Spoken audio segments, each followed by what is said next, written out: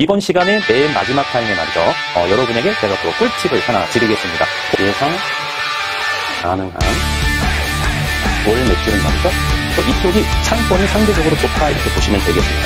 이쪽이 출구인데요. 여기에서 호텔까지가 가장 가깝고요. 그 뒤에 이제 호텔이 연결되어 있죠. 그래서 여기가 약 한 100m 정도 됩니다. 100m 정도 35억입니다. 35억 원가가 여기에 플러스 알파를 더해서 이게 세세 타입이가 필요한 물건을 취득해야 된답니다. 필요 물건을 취득을 해서 본인이 직접 리모델링을 했을 때 10억을 볼 수 있다는 겁니다. 여러분 안녕하십니까? 호텔 황제입니다. 네, 이번 시간에는 인천이죠? 네, 인천에 입지하고 있는 호텔에 대해서 브리핑 해드릴 건데요. 이번 시간에 맨 마지막 타임에 말이죠. 여러분에게 제가 또 꿀팁을 하나 드리겠습니다. 본 물건을 토대로 해서 말이죠. 구체적인 소득 이득과 자본 이득, 시세 차익이 있지 않습니까? 네, 처분 시에 얼마나 시세 차익을 누리는지 구체적인 근거를 가지고 수치로서 여러분에게 또 꿀팁을 하나 드리도록 하겠습니다. 끝까지 시청해 주시고요. 계속해서 본 물건의 기본적인 사항부터 한번 보겠습니다. 네, 인천에 입지하고 있는 호텔이죠. 물건 번호는 120400번입니다. 사용 승인일 2004년 12월 27일 날 사용 승인을 받았고요. 층수는 지하 1층부터 지상 7층까지 이루어져 있죠. 대지 면적 281제곱미터, 평수는 85평이고요. 연면적 1187제곱미터입니다. 평수는 359평이고요. 현재 매가 22억에 진행하고 있는 호텔입니다. 소유자께서는 말이죠. 부득이한 사정으로 직영은 하지 못하고 있고 세입자에게 임대를 주고 있는데요. 물론 명도는 가능해야 되겠죠. 네, 그래서 명도에 대해서는 이미 동의를 받아놓은 상태입니다. 명도가 가능해야 리모델링도 할 수 있기 때문에 명도 문제 여기에서 반드시 한번 체크를 하셔야 됩니다.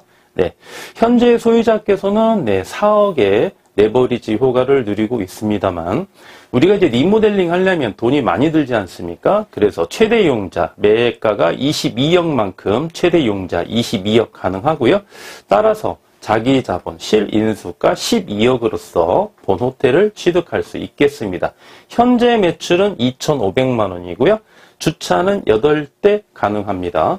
객실은 33개입니다. 용도 지역은 일반 상업 지역에 입지하고 있고요. 공시지가 3.3제곱미터당 259만 2천 원이고요. 한 평으로 제가 환산했더니 한 평당 공시지가가 856만 8,595원에 해당되는 인천에 입지한 리모델링이 필요한 물건이다. 이렇게 보시면 되겠죠. 네, 본 물건의 가장 큰 타이틀은 리모델링이 필요한 호텔이다. 이렇게 하나 기억해 주시면 되겠습니다. 리모델링, 필요 물건, 이렇게 하나 보시면 되겠고요. 그 다음에 본 호텔에 보시면은 본 호텔이 초역세권에 입지하고 있습니다. 초역세권. 잠시 후에 지도를 보면서 본 호텔의 상권과 입지를 구체적으로 한번 또 브리핑 해드리도록 하겠습니다. 네, 본 물건 같은 경우는 지금 이제 현 임차인이 지금 임대 중이라고 말씀드렸죠. 세입자에게 소유자가 임대 중이라고 말씀드렸는데 명도가 가능해야 되겠죠. 그래서 본 호텔은 세입자와 소유자가 서로 합의를 해서 말이죠. 명도가 가능한 호텔이다. 이렇게 보시면 되겠고요. 명도의 책임은 누가 있습니까? 명도의 책임은 법률 규정에 법적으로 정해진 게 아니기 때문에 매도인과 매수인의 협의 사항인데 통상 호텔 같은 경우는 명도는 매도인이 매도 측에서 말이죠. 명도를 거의 책임지고 해주는 경우가 대다수다 이렇게 보시면 되겠습니다. 본 호텔도 역시 매도인이 명도를 해주기로 동의를 하신 상태다 이렇게 말씀을 드렸죠. 네. 그래서 본 호텔 같은 경우 12억 12억 리모델링 비용이라고 그랬죠. 12억 리모델링 시 예상 가능한 월 매출 한번 봐야 되겠죠. 예상 가능한 월 매출은 말이죠. 월 매출은 제가 분석한 결과 본 호텔 같은 경우는 7,500만 원 예상이 충분히 가능한 호텔이다. 이렇게 하나 보시면 되겠습니다. 그러면 이제 한번 로드맵을 볼까요? 이렇게 보시면 해당 상권이 이제 여기가 이제 역세권이죠. 여기가 지하철이고요. 그래서 이쪽도 보시면은 상업지역이고요. 이쪽도 상업지역입니다. 그리고 이쪽도 역시 이렇게 상업지역으로 형성되어 있고요. 이쪽도 이렇게 상업지역입니다. 상업지역. 그런데 여기는 학교입니다. 학교라서 여기는 아니죠. 이 부분은 제외하고요. 여기는 학교입니다. 그래서 다 상업지역으로 형성되어 있는데 이 분홍색 점이 이제 호텔 모텔인데요. 보시면은 이쪽에 아래쪽에 점이 이쪽이 상대적으로 더 많이 있죠. 그래서 이쪽이 상권이 상대적으로 좋다 이렇게 보시면 되겠습니다. 네 상권 중에 이쪽이 상대적으로 상권이 좋다. 아무래도 이쪽이 먹자가 많이 형성되어 있고 배후 수요라든지 유동 수요가 많기 때문에 이쪽에 호텔이 더 많은 거 아니겠습니까? 그래서 이쪽이 출구인데요. 여기에서 호텔까지가 가장 가깝고요. 그 뒤에 이제 호텔이 이렇게 연결돼 있죠. 그래서 여기가 약 한 100m 정도 됩니다. 100m 정도 이렇게 되어 있고, 그 다음에 이제 이쪽에 보시면 하나 체크를 해드릴게요. 이쪽에 보시면 말이죠. 호텔 바로 뒤에입니다. 이쪽에 보시면은 지금 오피스텔이 이루어져 있는데요. 오피스텔이 현재 공사 중입니다. 현재. 그래서 여기가 예전에는 여기가 모텔이었어요. 모텔이었는데 여러 필지를 시행사에서 취득을 해가지고 현재 이 오피스텔을 현재 공사를 하고 있는데 2024년 올해죠. 2024년 10월에 입주 예정입니다. 입주 예정. 이 말씀을 제가 왜 드리냐면, 자, 이런 오피스텔이 들어오게 되면은 호텔을 보유하고 있는 소유자 입장에서는 이게 좋은 걸까요? 안 좋은 걸까요? 일단 이런 오피스텔이 들어오게 되면 우리는 유리한 거죠. 왜냐하면 경쟁 없어도 없어지는 거고요. 여기에 이제 고정 수요가 들어오기 때문에 상대적으로 좋다는 거죠. 이게. 그래서 보시면 이 오피스텔이 주거 전용 오피스텔이고요. 이 오피스텔 같은 경우는 이제 시공사에서 참고로 가볍게 말씀해드리면 시공사에서 이렇게 보실 때 역세권을 굉장히 선호합니다. 역세권. 그리고 주거지역보다는 상업지역을 선호합니다. 왜 그렇죠? 용도지역 중에 상업지역을 선택하는 목적이 그렇죠. 기본적으로 건폐율이나 용적률이 높고, 그렇죠. 두 번째는 상업지역에 주상복합 도시형 생활주택을 지을 때, 그래서 도시형 생활주택, 주거용 오피스텔이죠. 그래서 도시형 생활주택을 지을 때에는 주차장을 좀 완화해 줍니다. 규제가. 그래서 이렇게 역세권의 상업지역의 시행사가 이 땅을 소유를 해서 보통 이제 시공을 많이 한다는 거죠.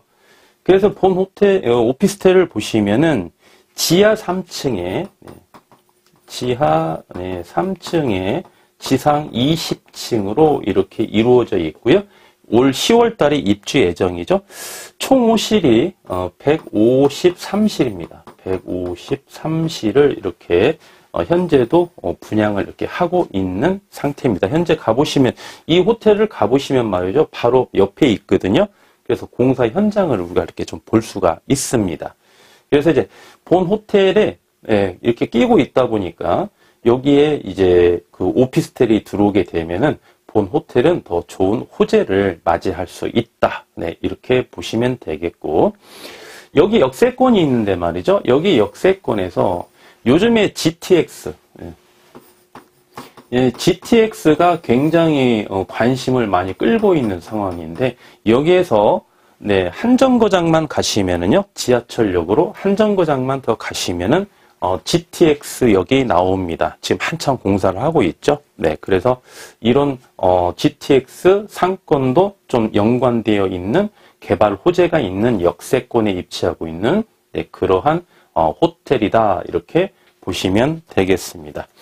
다시 이제 돌아와서 말이죠. 네, 돌아와서 본 호텔에 이제 12억을 리모델링 했을 때 월 매출이 7,500만 원이 나온다고 말씀을 드렸고요. 그렇다면은 우리가 최대 레버리지 22억을 누렸을 때 이자 지급액과 기대 수익률 한번 보고요. 맨 마지막으로 소득이득과 자본이득, 본 호텔을 기준으로 그 계산까지 한번 제가 마무리해 드리도록 하겠습니다. 네. 이자 지급액부터 볼까요? 네, 이자, 네, 지급액이죠.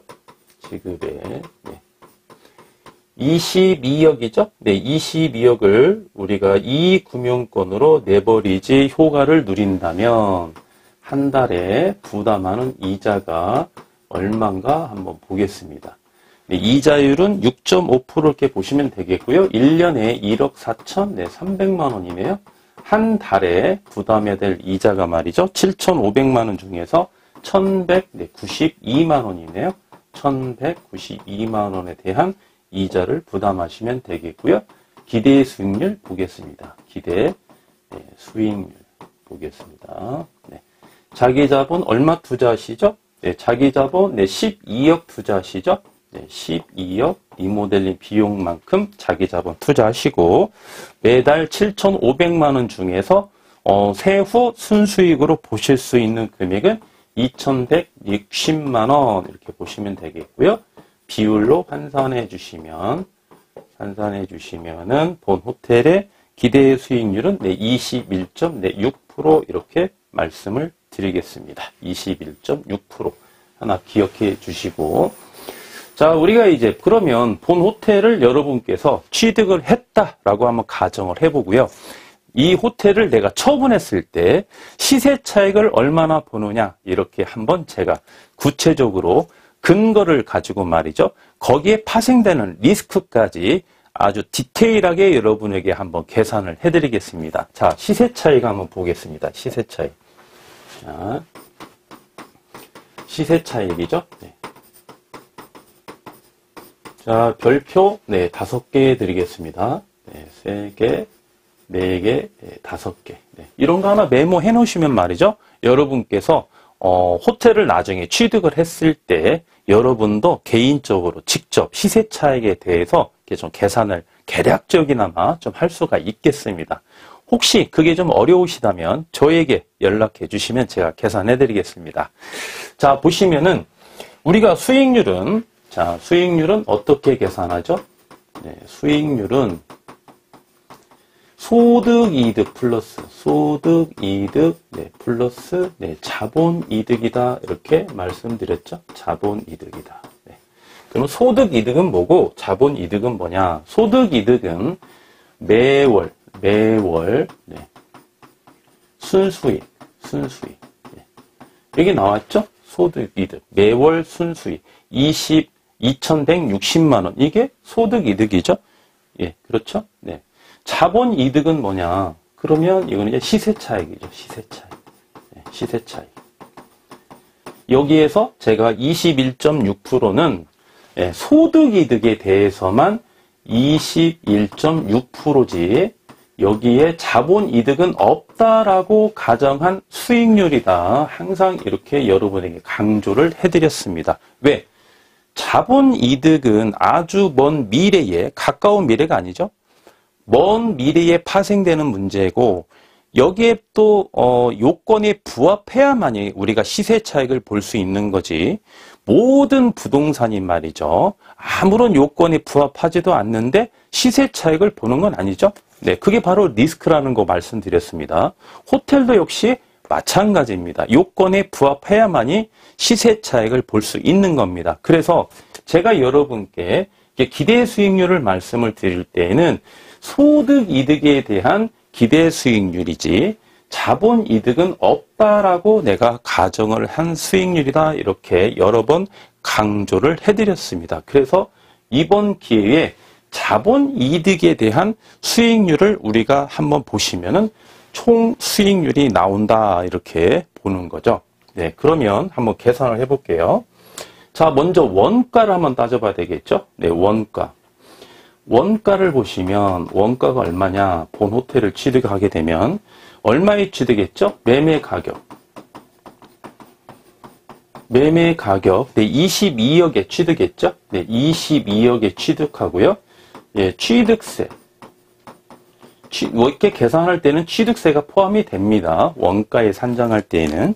취득세가 약 1억이라고 한번 가정해 보겠습니다. 네, 1억 조금 넘을 건데요. 중개 보수까지. 1억이라고 가정하고요. 여기에 보유 기간 동안에 참고로 한번 말씀드리면, 보유 기간 동안에 우리가 내는 세금이 뭐가 있죠? 그렇죠. 부가가치세. 네. 부가가치세. 네. 그 다음에 재산세 내죠. 재산세. 네. 재산세. 이거는, 이 세금은 어디에서 공제를 하냐면, 이거는 소득이득을 계산할 때, 이때 우리가 마이너스 경비로 잡는 겁니다. 그래서 원가는 여기에 재산세나 부가가치세는 여기에 포함이 되지 않는다는 거예요. 취득세는 포함이 됩니다. 그리고 리모델링 비용. 네. 리모델링 비용도 역시 원가에 포함이 되겠죠? 얼마 투자했습니까? 네, 12억 투자했죠? 네, 12억. 그러면 원가가 얼마냐? 이 값이, 네, 현재 호텔을 취득을 해서 원가가 얼마냐면은, 네, 35억이네요. 그죠? 네, 35억입니다. 35억. 원가가. 여기에 플러스 알파를 더해서, 이게 시세 차익이죠? 시세 차익. 여기에서 이제 매가가 나오는 거죠? 매가. 그러면 우리가 통상, 제가 호텔 전문 중개인이지 않습니까? 지금 실무상으로. 그러면 이 갑이라는 분이 본 호텔을 취득을 해서 말이죠.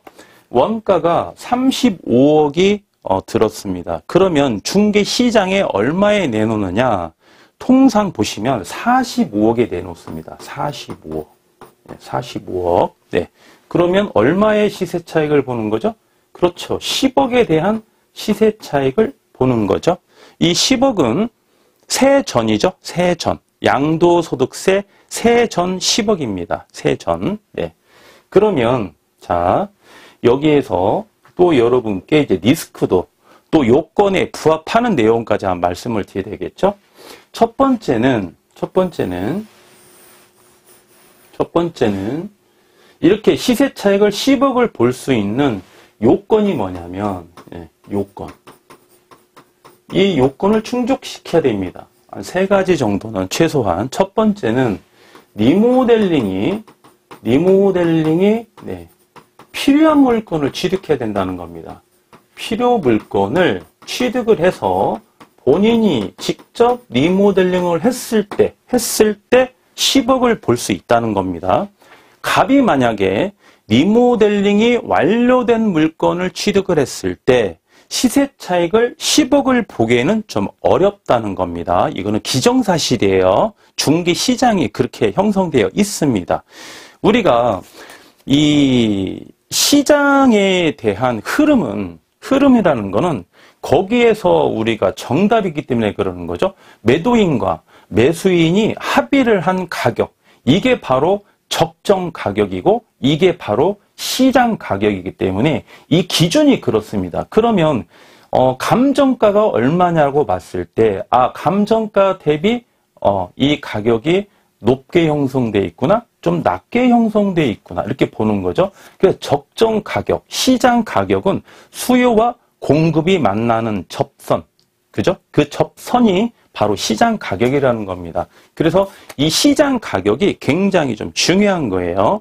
그래서 45억에 이렇게 형성이 되어 있다라고 말씀을 드렸는데 플러스 알파 10억만큼 시세 차익을 누리기 위해서 첫 번째 요건은 리모델링이 필요한 물건을 취득해야 이렇게 누릴 수가 있다 이런 거고요. 두 번째는 네, 월 매출 네, 7,500만 원이라고 그랬죠? 네, 월 매출 7,500만 원을 네, 유지를 해야 된다는 겁니다. 유지. 네. 이 7,500만 원을 유지를 해야 값도 이 소득 이득이 좋겠죠. 그렇죠? 그럼 갑의 수익률이 높아야 제3자, 본 호텔을 취득하고자 하는 을의 입장에서 봤을 때 좋은 물건이라고 평가하지 않겠습니까? 그래야 사는 거지 않겠습니까? 그렇죠? 그 근본적인 이유가 월 매출에 있는 거죠. 월 매출이 만약에 7,500이 안 나오고 한 5,500밖에 안 나왔다고 가정을 해보겠습니다. 월 매출이 2천만 원씩이나 적게 나와요. 그러면 수익률이 굉장히 떨어지겠죠. 그러면 그 10억에 대한 시세 차익을 인정하면서 본 호텔을 취득하고자 하는 제3자가 있겠냐 이겁니다. 네, 그래서 제가 분석해드린 7,500만 원은 충분히 가능하기 때문에 월 매출 7,500만 원을 우리가 정점을 딱 도달했을 때 그 7,500만 원을 또 꾸준히 유지하는 것도 상당히 중요하다 이렇게 말씀드릴 수 있겠습니다. 자, 세 번째는 뭐냐면 재오픈한 날로부터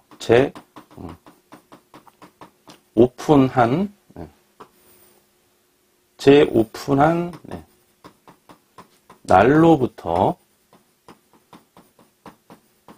1년 이내에 처분 시 시세 차익 10억이 가능하다라고 보는 겁니다. 네. 자, 이 세 가지 요건. 네. 이런 거는 누가 안 가르쳐 줍니다, 여러분. 네. 박물관에 가도 이런 내용 없습니다. 그리고 저는 아주 조금 날카롭게 분석하죠. 다른 중개인이라든지 다른 매도인이라든지 다른 매수인은 이런 거를 절대 근거를 갖고 보지 않아요. 그냥 추상적으로 생각하는 거죠. 이 정도 되니까 이 정도에 팔면 되겠다. 어느 정도 수익이 나오니까 뭐 좋은 물건인 것 같은데, 네, 그죠? 이 정도는 내가 받아야지. 내가 고생했으니까. 또 매수인 쪽에서는 또 어떻습니까? 뭔지는 잘 모르겠어. 뭔지는 잘 모르겠는데 왠지 수익률이 잘 나올 것 같아. 인테리어도 그냥 뭐 나쁘지 않아. 이 호텔 그냥 살까? 내가 10억을 투자하면 살 수 있는 건데 내가 이걸 살까? 지금까지 본 물건 중에 이 물건이 제일 좋은 것 같아. 그러니까 이 물건을 살까? 그냥 추상적인 거죠. 개념 자체는 없는 거예요. 그래서 제가 직접 이렇게 여러분께 구체적으로 탁탁탁 세 가지를 이렇게 체계를 잡아드리는 겁니다. 그래서 이 세 가지가 굉장히 좀 중요합니다, 여러분. 이 세 가지 요건이 충족이 됐을 때 어떻다? 매도인 값이 시세 차익을 10억을 볼 수 있다. 세전 10억을 볼 수 있다. 이런 겁니다. 자, 이게 왜 그러냐면, 자, 우리가 이제 갑이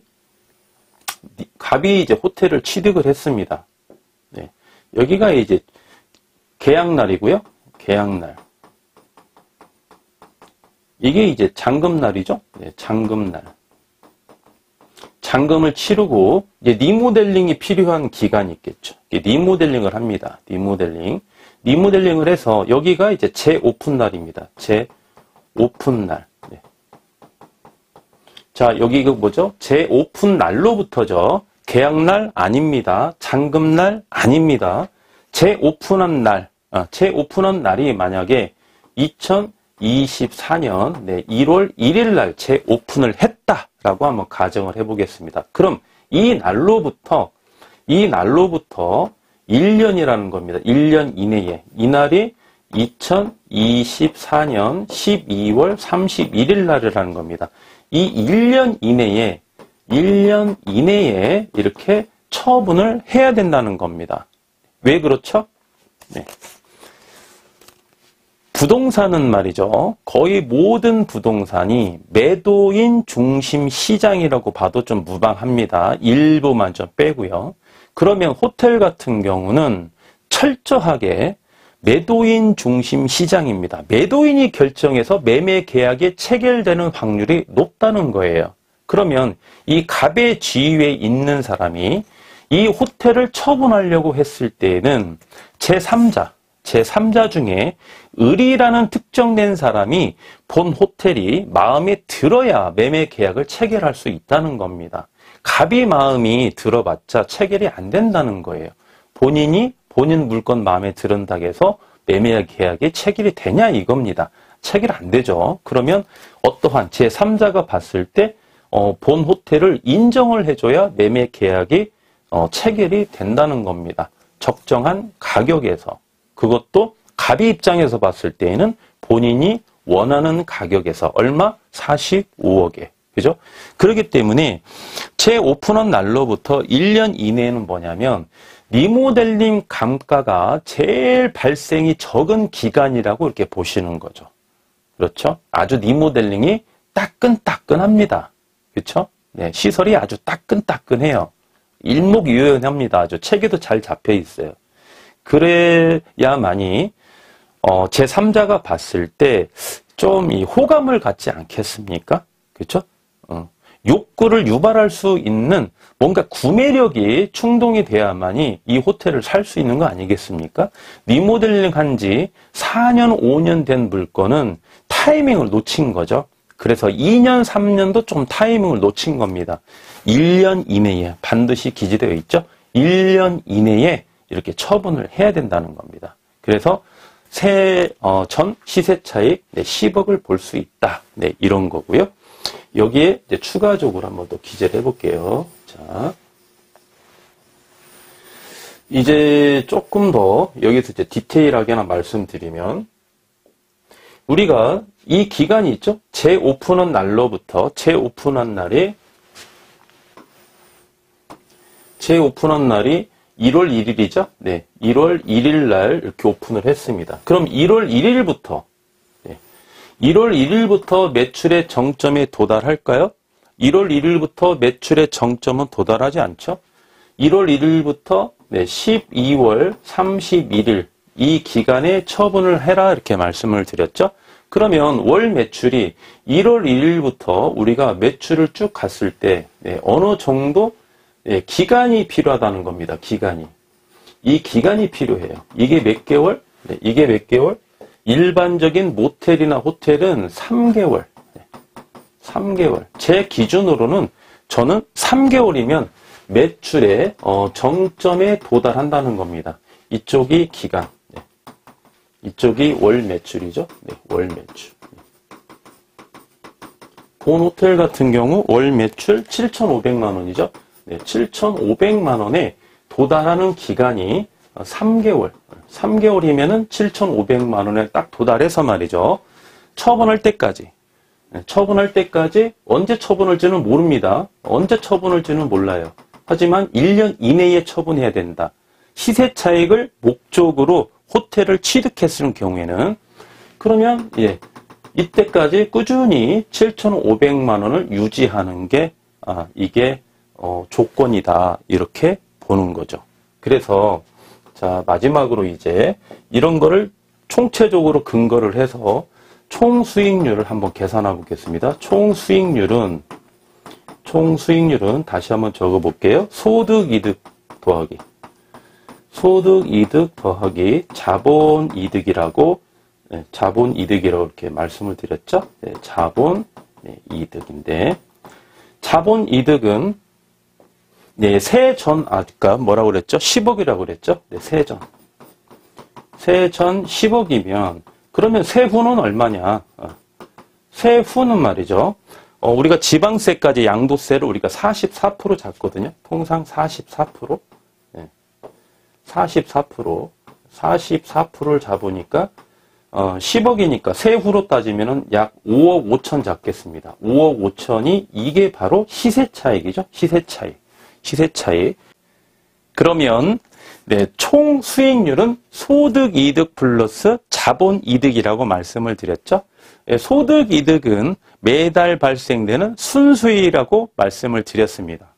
자, 그러면은 우리가 1월 1일 날 재오픈한 날이죠. 재오픈한 날로부터 10개월 후에 처분을 했다라고 한번 가정을 해보겠습니다. 10개월 후에 매매가 11월 1일 날 우리가 잔금을 치렀어요. 잔금을.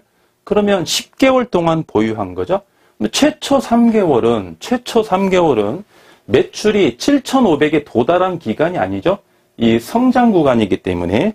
그래서 여기에 도달했을 때 매달 순수익이 2,160만이라고 그랬어요. 2,160만 원의 순수익이 발생이 된다고 그랬는데 3개월 동안은 2,160만 원이 안 되겠죠. 그래서 여기에서 곱하기 10을 하면 안 되겠죠. 곱하기 10을 하면 안 되기 때문에 여기에서 소득이득은 계략적으로 한 2억만 잡겠습니다. 2억. 네, 2억. 네, 2억을 잡고 그 다음에 자본이득을 5억 5천을 잡고 그러면 얼마가 나오죠? 총 수익이 7억 5천만 원이네요. 7억 5천만 원의 수익을 보는 겁니다. 얼마 투자해서? 네, 12억 투자해서 말이죠.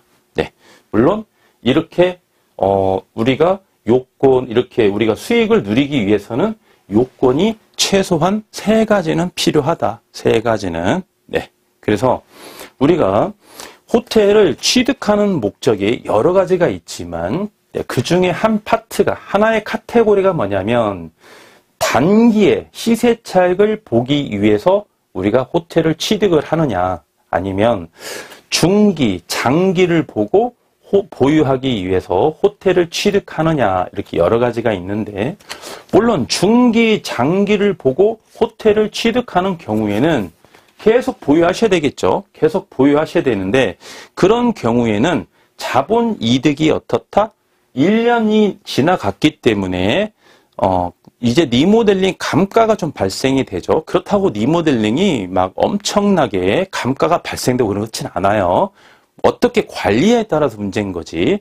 그렇지만 사고자 하는 사람 입장에서는 1년이 오버가 된 경우에는 우리가 시세 차익을 10억씩 인정을 잘 안 해주려고 한다. 이제 이런 거죠. 그래서 단기에 호텔을 처분하기 위해서 우리가 취득하는 경우에는 3가지 요건을 갖추되 우리가 12억을 투자했을 때 총 한 7억 5천만 원의 우리가 수익을 누릴 수 있다. 네, 이렇게 말씀드릴 수 있겠습니다. 여러분 충분히 이해가 가시죠? 네, 그래서 중장기를 보유 목적으로 취득을 하느냐 또는 단기 보유를 목적으로 단기 보유는 시세 차익이라고 말씀드렸죠.